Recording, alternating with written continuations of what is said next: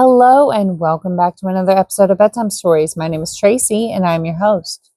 Tonight we are reading Chapter 7 of A Princess of Mars, the first book in the John Carter of Mars series by Edgar Rice Burroughs. These are firmly within the public domain, so nobody can sue me for copyright infringement. Hooray! Well, before I get started on this chapter, which is called Child Raising on Mars, I think there's a mosquito in my basement. I have to ask you a series of very serious questions. Have you gone pee in the potty yet? Have you brushed your teeth? Have you got your water next to the bed? Have you done your stretches? You got all that done already? Great job! Good job. Well, since there's nothing else left to do, besides like the video, subscribe to the channel, and click the notification bell, let's jump right in. Chapter 7, Child Raising on Mars. After a breakfast, which was an exact replica of the meal of the preceding day, and an index of practically every meal which followed while I was with the Green Men of Mars, Sola escorted me to the plaza, where I found the entire community engaged in watching or helping at the harnessing of huge Macedonian animals to great three-wheeled chariots. There were about 250 of these vehicles, each drawn by a single animal, any one of which, from their appearance, might easily have drawn the entire wagon train when fully loaded. The chariots themselves were large, commodious, and gorgeously decorated. In each was seated a female Martian, loaded with ornaments of metal, with jewels and silks and furs, and upon the back of each of the beasts which drew the chariots was perched a young Martian driver. Like the animals upon which the warriors were mounted, these heavier dreft animals wore neither bit nor bridle, but were guided entirely by telepathic means. This power was wonderfully developed in all Martians, and accounts largely for the simplicity of their language, and the relatively few spoken words exchanged, even in long conversations. It is the universal language on Mars, though the medium of which the higher and lower animals of this world of paradoxes are able to communicate to a greater or less extent, depending upon the intellectual sphere of the species and the development of the individual. As the cavalcade took up the line of march in single file, Sola dragged me into an empty chariot, and we proceeded with the procession, toward the point by which I had entered the city the day before. At the head of the caravan rode some 200 warriors, 5 abreast, and a like number brought up the rear, while 25 or 30 outriders flanked us on either side. Everyone but myself, men, women, and children, were heavily armed, and at the tail of each chariot trotted a Martian hound, my own beast following closely behind ours. In fact, the faithful creature never left me voluntarily during the entire 10 years I spent on Mars. Our way led out across the little valley before the city, through the hills and down into the Dead Sea bottom, which I had traversed on my journey from the incubator to the plaza.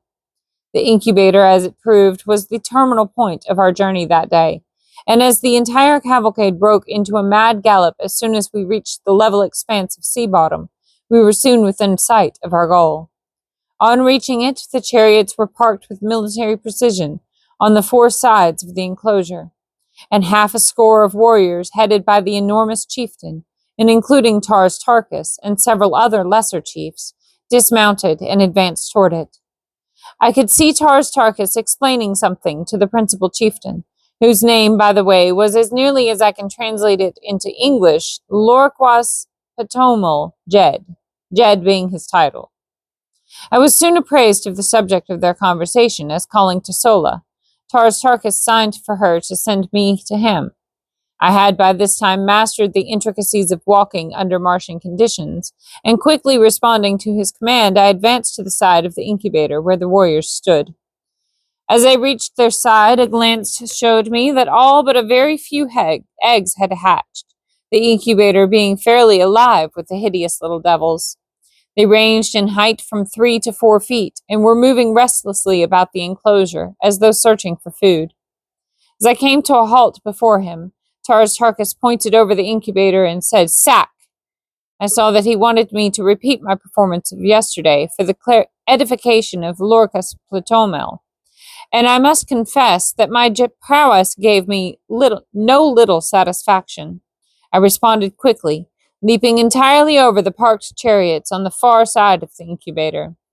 As I returned, Lorcas Platomel grunted something at me, and turning to his warriors, gave a few words of command relative to the incubator. They paid no further attention to me, and I was thus permitted to remain close and watch their operations, which consisted in breaking an opening in the wall of the incubator large enough to permit of the exit of the young Martians.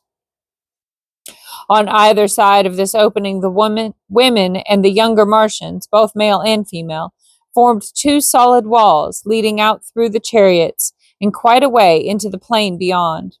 Between these walls, the little Martians scampered, wild as deer, being permitted to run the full length of the aisle, where they were captured one at a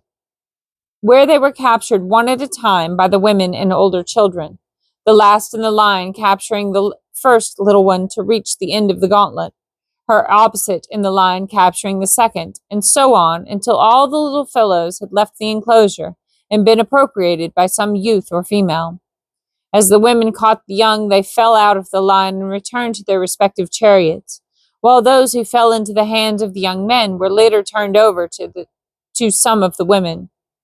I saw that the ceremony, if it could be dignified by such a name, was over, and seeking out Sola, I found her in our chariot, with a hideous little creature held tightly in her arms. The work of rearing young, green Martians consists solely in teaching them to talk, and to use the weapons of warfare with which they are loaded down from the very first year of their lives. Coming from eggs in which they have lain for 5 years, the period of incubation, they step forth into the world perfectly developed except in size, entirely unknown to their own mothers, who in turn would have difficulty in pointing out the fathers with any degree of accuracy. They are the common children of the community, and their education devolves upon the females who chance to capture them as they leave the incubator. Their foster mothers may not even have had an egg in the incubator, as was the case with Sola, who had not commenced to lay, until less than a year before she became the mother of another woman's offspring. But this counts for little among the green Martians, as parental and filial love is as unknown to them as it is common among us. I believe this horrible system, which has been carried on for ages, is the direct cause of the loss of all the finer feelings and higher humanitarian instincts among these poor creatures. From birth, they know no father or mother love. They know not the meaning of the word home. They are taught that they are only suffered to live until they can demonstrate by their physique and ferocity that they are fit to live. Should they prove deformed or defective in any way, they are promptly shot. Nor do they see a tear shed for the single one of the many cruel hardships they pass through from earliest infancy. I do not mean that the adult Martians are unnecessarily or intentionally cruel to the young, but theirs is a hard and pitiless struggle for existence upon a dying planet, the natural resources of which have dwindled to a point where the support of each additional life means an added tax upon the community into which it is thrown. By careful selection, they rear only the hardiest specimens of each species, and with almost supernatural foresight, they regulate the birth rate to merely offset the loss by death. Each adult Martian female brings forth about 13 eggs each year, and those which meet the size, weight, and specific gravity tests are hidden in the recesses of some subterranean vault where the temperature is too low for incubation.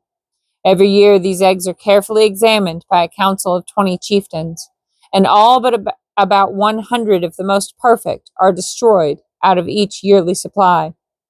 At the end of 5 years, about 500 almost perfect eggs have been chosen from the thousands brought forth.